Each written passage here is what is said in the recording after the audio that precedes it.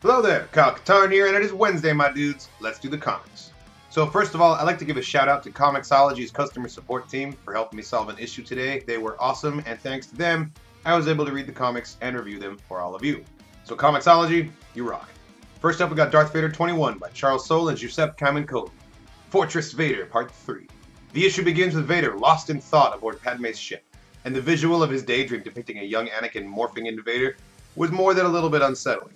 I interpreted this as Vader no longer being able to picture himself as a child. He's become so warped by the dark side that when he reaches back for that memory, all he sees is this creepy Vader child.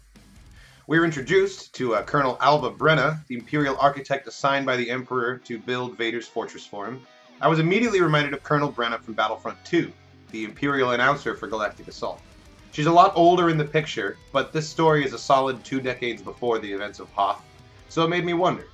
The question that Brenna asks Vader, mirrored in the flashback scene by the Emperor himself, really drives home that the central question of this issue is, why Mustafar? We got a callback to Vader issue 12 when he executed 5 Imperial officers in front of the graduating class of the Imperial Academy.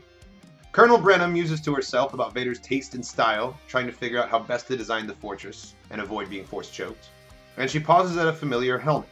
It's the helmet of Lord Momin, the Sith sculptor, and we've seen it before. It was among the Emperor's collection of artifacts aboard the yacht that was stolen in Lando issue 4.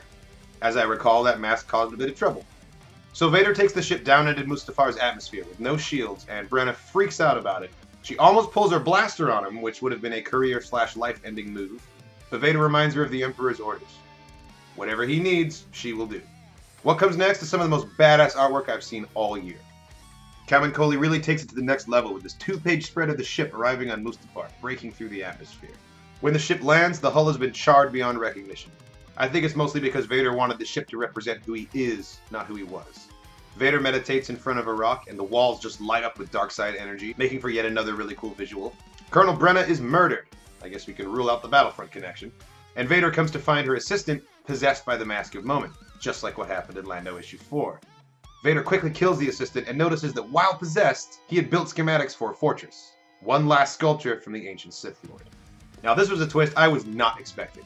An ancient Sith sculptor, whose life force is somehow bound to his mask a la Sauron, possesses a host and through him designs Vader a unique Sith fortress. That is so much cooler than what I assumed would be the story of how Vader's fortress came to be.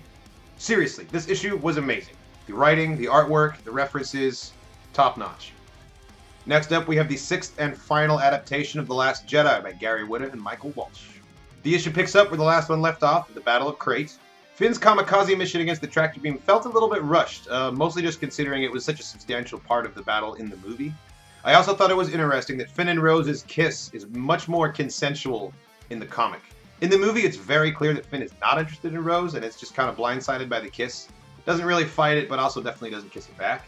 In the panel, it just looks like 2 people kissing. There's none of that context available. Another slight change is that when Luke arrives, he tells Leia he likes how she's changed her hair, rather than having Leia quip about her hair, followed by a response from Luke.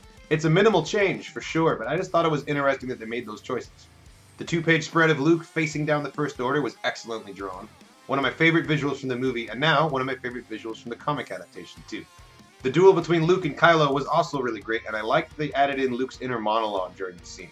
This was an especially nice touch on the page of Luke's death. As he slips away, it reads, "And so it ends, just as it began, by the light of 2 suns before stepping into a larger world." I love that.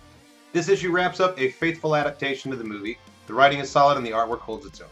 I think the decision to base the writing off of Jason Fry's novelization of The Last Jedi, rather than directly off the movie script, was an excellent choice. Fry's novelization adds so much context and inner monologues, and really strengthens some of the more flimsy elements of the story.